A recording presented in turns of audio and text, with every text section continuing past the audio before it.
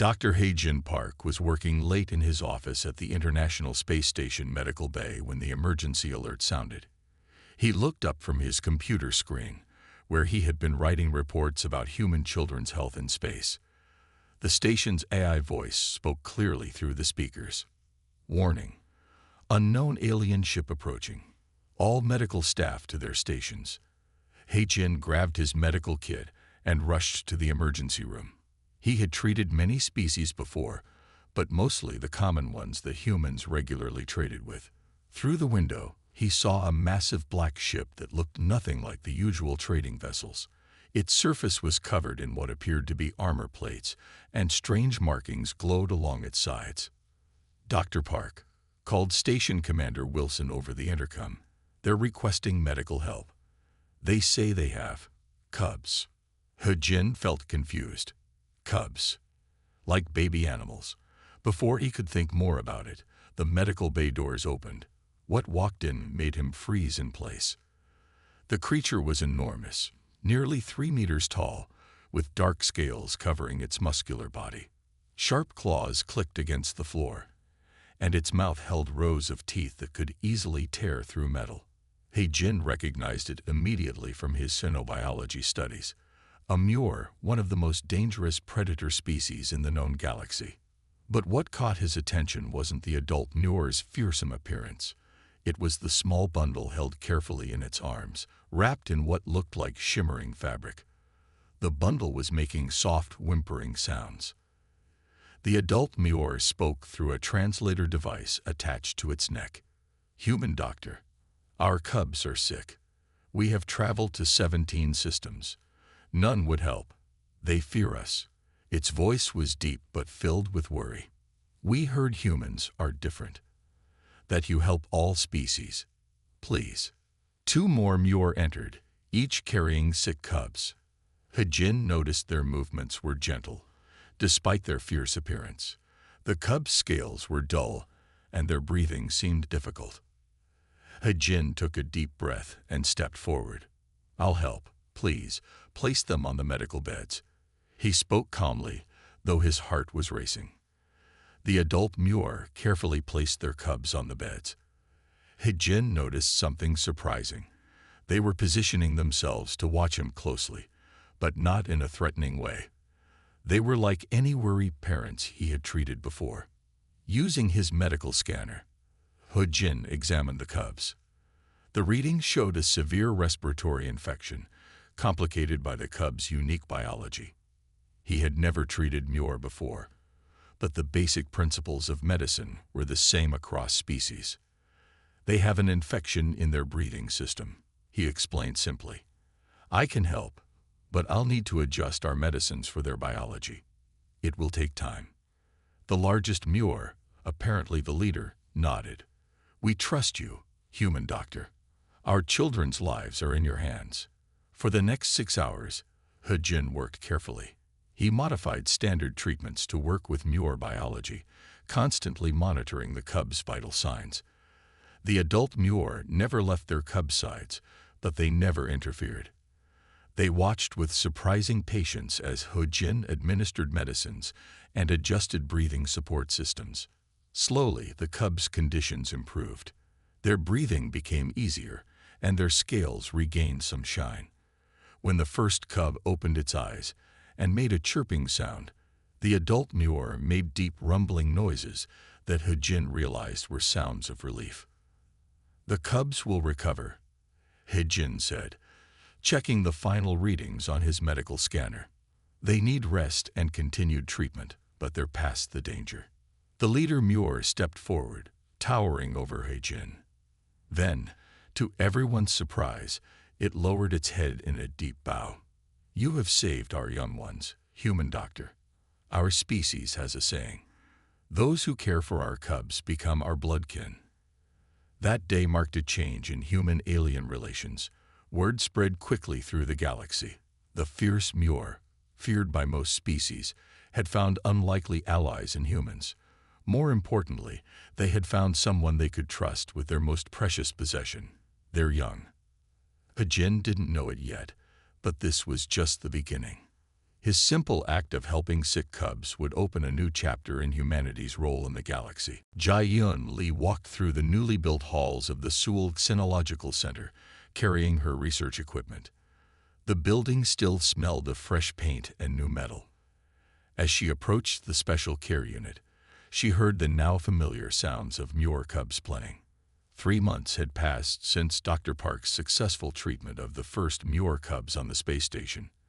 Now, more alien species were bringing their young to Earth for care. The Seoul Center was one of the first facilities built specifically for this purpose. Jai-Yun entered the observation room and set up her equipment. Through the large window, she could see 5 Muir cubs playing in their habitat. The room was designed to look like their home world, with climbing structures and warm lighting. What made this scene remarkable was the human caretaker sitting among them. The caretaker, a young man named Tae-ho, sat cross-legged on the floor as the cubs climbed over him and played with toys. The cubs, each the size of a large dog despite being babies, showed none of their species' famous aggression. Instead, they acted like playful kittens. Jai-Yun turned on her sensors and began taking readings. As a veterinarian specializing in alien species, she had noticed something strange. Alien young seemed naturally drawn to humans. Today, she hoped to understand why. Tae-ho, she spoke into the intercom. Please proceed with the test we discussed. Tae-ho nodded and stood up. He walked to the door, and immediately the cubs began making distressed sounds. The sensors showed rapid changes in their body chemistry. They were experiencing stress. When Tae-ho returned to them, they calmed down instantly. Jai-Yun looked at her readings with excitement. The data confirmed her theory. Humans produced specific pheromones that had a calming effect on alien young. It wasn't just good medical care that made humans special. There was actually a biological reason. As she continued her observations, the main door opened. A tall Mayor entered the observation room. It was Ka-rin, one of the cubs' parents who had stayed on Earth to help with the research. Despite being over 3 meters tall and covered in armor-like scales, Ka-rin moved with careful grace. "Researcher Lee," Ka-rin said through the translator, "have you discovered why our young trust humans so deeply?" Jai-Yun showed Ka-rin the readings on her screen. "We produce natural chemicals, like special smells, that make your cubs feel safe. It's similar to how Muir parents comfort their young, but somehow our version works for many different species." Ka-rin watched through the window as one of the cubs fell asleep in Tae-ho's lap. "In our history, we never let any other species near our young. We couldn't trust them. But with humans, our cubs show no fear. They act as if they are with their own kind." Just then, Jai-Yun's computer beeped with an alert. A new message had arrived from the Galactic Communication Network. She opened it and read quickly, her eyes widening. "Ka-rin," she said, "more species want to send their young here. Not just Muir. We're receiving requests from drachnids, Voraks, and others. All of them are species known to be aggressive and protective of their young." Ka-rin made a deep rumbling sound that Jai-Yun had learned meant approval. News travels fast among the stars. When the Muir trusts someone, others take notice. Your people have proven themselves worthy of that trust.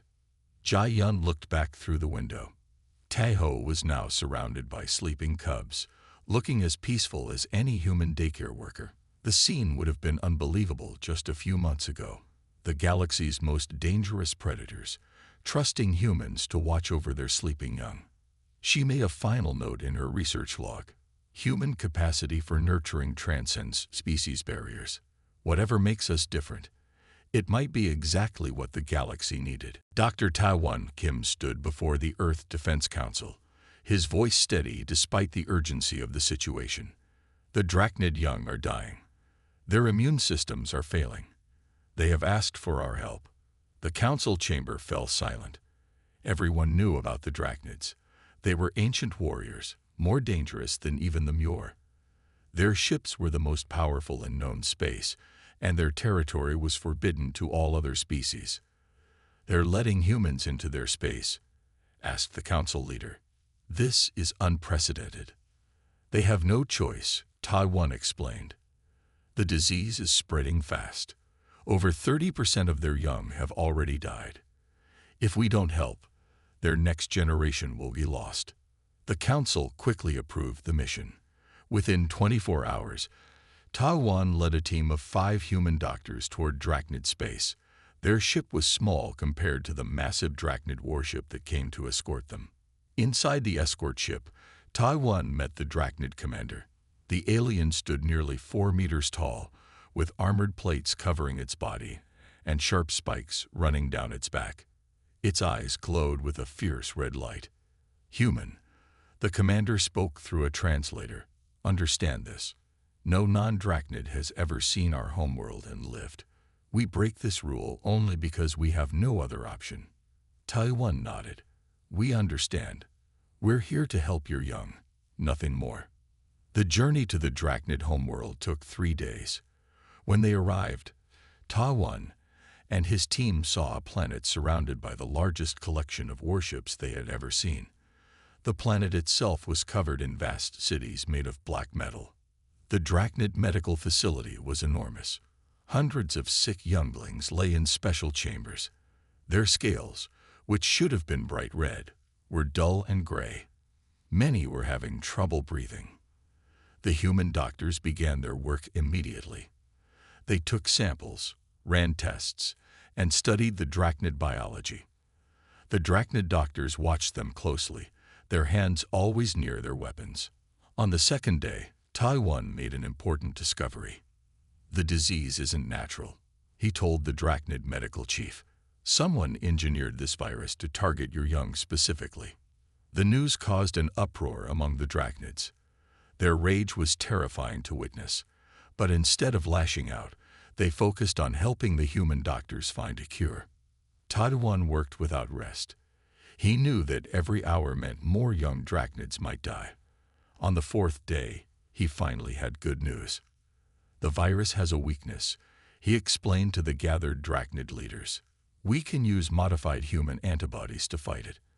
Our immune systems are different enough from yours that the virus doesn't recognize them." The treatment worked better than anyone expected.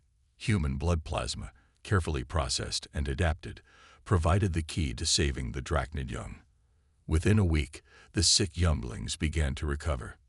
The Drachnid commander came to see Taiwan on the last day of their mission. "Your people have done something we will never forget," the commander said. "You saved our future. The Drachnid Empire does not easily trust, but you have earned that trust completely." As their ship prepared to leave, Taiwan looked back at the Drachnid homeworld. The Drachnids had even given them a copy of their medical database, something they had never shared with any species before. Sometimes, Taiwan wrote in his mission report, "The strongest bonds are formed in the darkest moments." The Drachnids came to us as desperate parents, not as fierce warriors. They learned what the Muir already knew, that humanity's greatest strength isn't in weapons or technology, but in our ability to help and heal. Director Sun Mikang walked through the massive underground facility of Earth's first interstellar nursery. The morning sunlight streamed through special light tubes, creating warm patches where different alien young basked and played. The facility stretched for several kilometers under the Korean countryside, hidden from public view for security. Today was an important day. Representatives from the Galactic Council were coming to inspect the nursery. Many still doubted that humans could safely care for the young of multiple predator species in one facility. Sun Mei knew they had to prove them wrong. She stopped to check on the Muir section first. Through the reinforced observation window, she saw 3 human caretakers reading stories to a group of Muir cubs. The cubs were curled around the humans, their usually fierce faces peaceful as they listened to tales from Earth. In the next section, Drachnid younglings were learning to control their strength in special exercise areas. Their natural instinct was to destroy everything they touched. But here they were carefully stacking blocks and solving puzzles.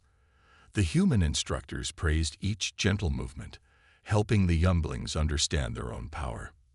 Director Kang, her assistant, called through the communication device. The Galactic Council representatives have arrived early. Sun Mi hurried to the main entrance. 5 alien diplomats waited there, each from a different species. Their expressions showed clear doubt and concern. "Welcome to Earth's interstellar nursery," Sun Mi said warmly. "Please follow me. I will show you everything." The tour began in the medical wing, where Dr. Hae-Jin Park, now the head of medical services, was examining a sick Vorax cub. The representatives watched in amazement as the typically aggressive creature stayed calm during its treatment. "How do you prevent fighting between different species?" asked one representative. "These are natural enemies." Sun Mi led them to a large common area. Here, young from different species played together under human supervision. A Muir cub was sharing toys with a Drachnid youngling, while others joined in a game led by human caretakers. "We start when they are very young," Sun Mi explained. "They learn that this is a safe place where they don't need to fight. The human presence helps them stay calm and controlled." In the education section, the representatives saw how humans taught young aliens about their own cultures, while also sharing Earth's knowledge. Each species had special learning programs designed for their unique abilities and needs. "But what about accidents?" another representative asked. "These are still dangerous predators." Sun Mi showed them the facility's safety systems and the special training all human staff received. "We respect their nature," she said. "We don't try to change who they are. We just help them learn to control their strength and understand others." The tour ended in Sun Mi's office, where she shared the nursery's success statistics. Not a single serious incident had occurred since the facility opened. More importantly, the young aliens who graduated from the nursery showed better emotional control and diplomatic skills than those raised traditionally. "What you have created here," the lead representative said finally, "is more than a nursery. It is a bridge between species who never trusted each other before." After the representatives left, Sun Mi looked out over the facility from her office window. Below, she could see human caretakers leading their charges in afternoon activities. Some were teaching Drachnid younglings earth dances, while others helped Muir cubs practice writing in both their language and English. "We're not just raising their young," she wrote in her daily log. "We're raising the future of galactic peace. Every cub and youngling that graduates from here knows that different species can live and work together. They know this because they've seen it with their own eyes." Ambassador Du Hyun Choi stood before the Galactic Council, his expression calm despite the tension in the Grand Chamber. The massive hall was filled with representatives from hundreds of species, but today many seats were empty. The conservative faction had boycotted the meeting. "Earth's nurseries are a threat to our way of life," growled the Sentinel leader, a powerful figure from one of the older species. "You humans are changing our young, making them soft." Do Hyun had expected this argument. He activated the main display, showing footage from the various nurseries on Earth. "Our facilities don't change who your young are," he explained. "We help them grow into their natural strengths while teaching them to control their powers." The images showed Drachnid younglings practicing their traditional war dances, but with perfect control. Muir cubs learning their hunting skills, but also learning when not to use them. Each species' cultural practices were preserved and respected. But the opposition wasn't finished. Another council member stood up, their scales bristling with anger. "We have reports of unusual accidents at your facilities. Equipment failures, security breaches, missing records." Do Hyun's assistant handed him a datapad. The screen showed a disturbing pattern. Someone had indeed been trying to sabotage Earth's nursery programs.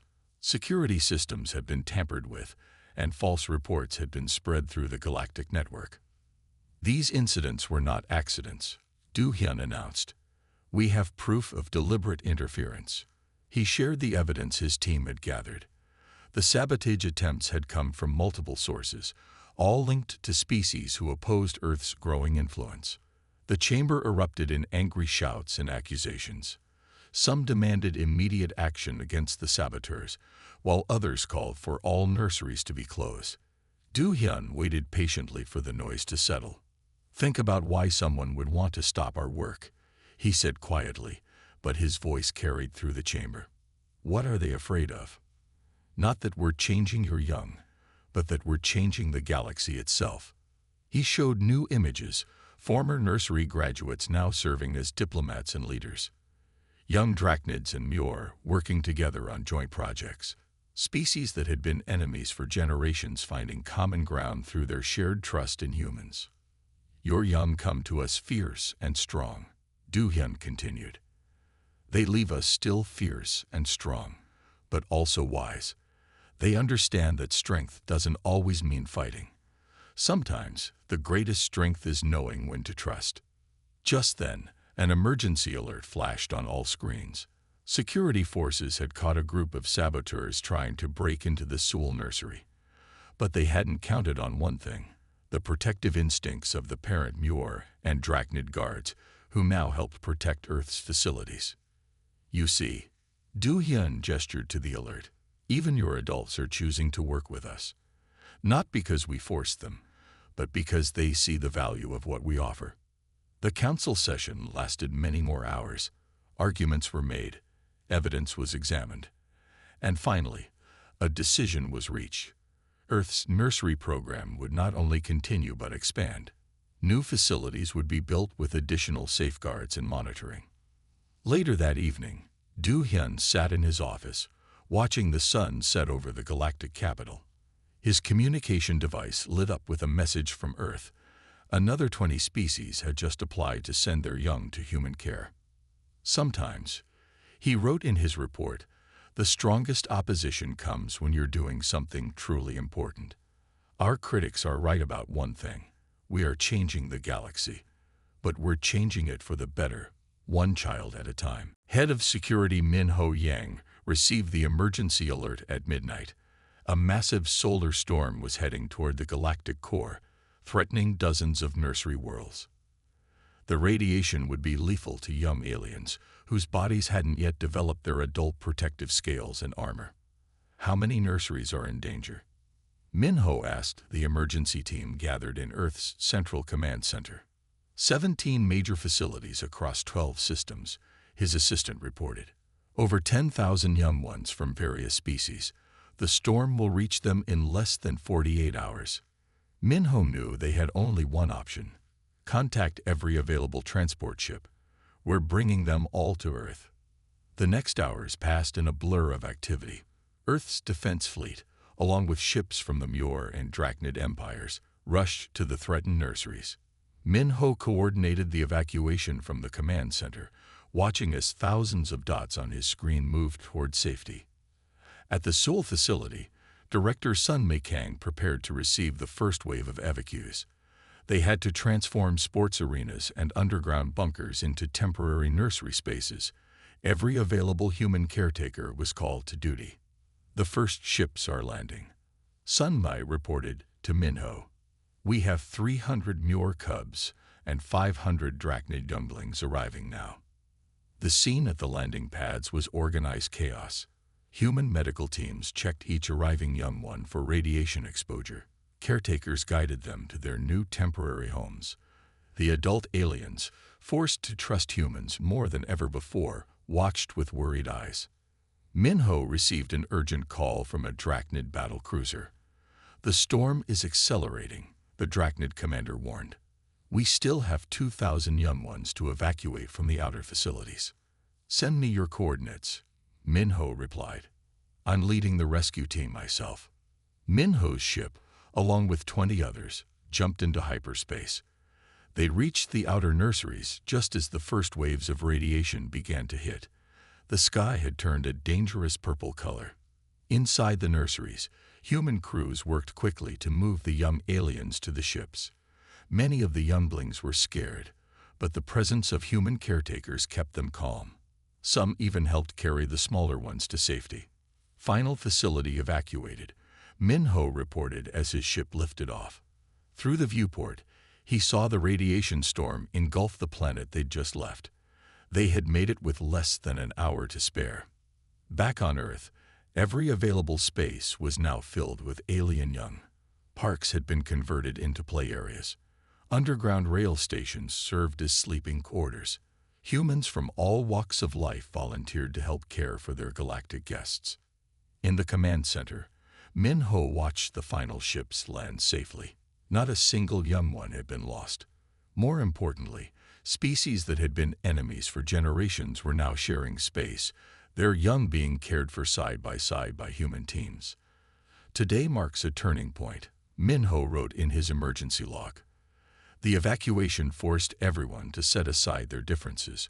When faced with losing their future, every species chose to trust humanity completely. We proved worthy of that trust. The alien young would stay on Earth for 3 months until the radiation storm passed. In that time, bonds would form that would change galactic society forever. The human nurseries had become more than just care centers. They had become the heart of a new galactic community. 5 years after the Great Evacuation, Dr. Hae-Jin Park stood in the observation dome of the new Galactic Nurture Initiative headquarters. The massive building rose from the Seoul landscape like a shining beacon, its crystal towers reflecting the morning sun. Below, in the carefully designed grounds, young ones from dozens of species played and learned together. Hae-Jin remembered that first night when the Muir had brought their sick cubs to his medical bay. Now, he oversaw a network of 200 nurseries across the galaxy. Each facility was staffed by trained human caretakers, working alongside alien parents and teachers. Dr. Park, the graduation ceremony is about to begin, his assistant reminded him. Hae-Jin made his way to the grand hall. Today was special. The first generation of young ones who had been evacuated to Earth during the radiation storm were completing their education. Many would go on to become leaders in their own societies. The hall was filled with an extraordinary sight. Muir cubs who had grown into strong adolescents sat next to young drachnids. Species that once would have fought on sight now shared proud moments as their young ones prepared to graduate. Human caretakers moved among them, receiving grateful touches and gestures of respect from their former charges. Ambassador Du Hyun Choi took the stage first. When we began this journey, he said, many thought it was impossible. How could humans, one of the physically weakest species in the galaxy, care for the young of the most powerful predator races? But they forgot that true strength isn't always about physical power. A young Muir named Rayon stepped forward to speak. Despite being nearly full-grown, with impressive scales and claws, his movements were carefully controlled. In our nurseries, we learned something important. We learned that being fierce doesn't mean we can't also be kind. Our human caretakers showed us that protecting others is the greatest sign of strength. The ceremony continued as each species' representatives spoke. They told stories of how human care had changed their societies. Young drachnids now served as peacekeepers. Muir cubs grew up to become diplomats. Ancient enemies had become allies, brought together by their shared trust in humanity. After the ceremony, Hae-Jin met with Jae-Yun Lee, who had continued her research on human-alien bonds. Her work had led to better understanding between species and improved care methods. "Did you ever imagine this?" Jae-Yun asked, watching the graduates celebrate together. "That treating a few sick cubs would lead to all of this?" Hae-Jin shook his head. "I just did what any doctor would do. I helped those in need. But look what grew from that simple act." The Galactic Nurture Initiative had become the heart of a new galactic society. Every year, more species asked to join the program. The nurseries had grown into centers of learning and cooperation, where the next generation of galactic leaders learned to work together. Later that evening, Hae-Jin wrote in the official records, "Today we celebrated more than just a graduation. We celebrated the proof that trust can bridge any difference. When the most feared species in the galaxy choose to put their young in human hands, they show that peace is possible. Our greatest strength was never in our muscles or weapons, but in our ability to care, to nurture, and to bring out the best in others." As night fell over the facility, the lights of thousands of stars reflected in the crystal towers. Somewhere out there, hundreds of human caretakers were reading bedtime stories to alien young ones, teaching them that the galaxy was a place where anyone could learn to trust and understand each other.